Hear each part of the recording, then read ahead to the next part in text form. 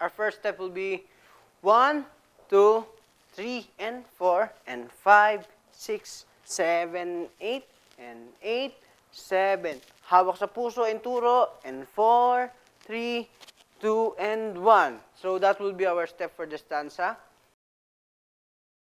For the pre-chorus, let's start, and 1, 2, 3, 4, and then hagis ng kamay, 5, 6, 7, 8.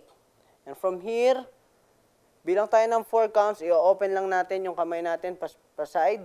And 8, 7, 6, 5. And then ad-lib na po tayo. 4, 3, 2, 1. Preparation for the chorus. Magsaside tayo kasama yung kamay. And 1, 2, and 3, 4. From here, magro-roll tayo. 5, 6, and down. Naka-down ang katawan. And 7, 8. From here, ibababa po natin yung kamay natin. And 8, 7, 6, 5. At after that, i-wave po natin yung kamay natin pag ganon, kasabay ng ikot.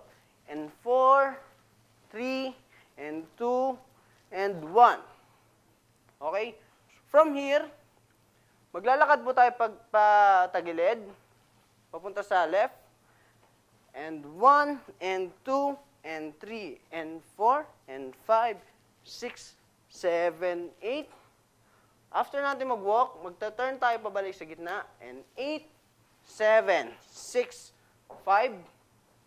And then, step 4, 3, and 2, 1. Sa biyaya mo!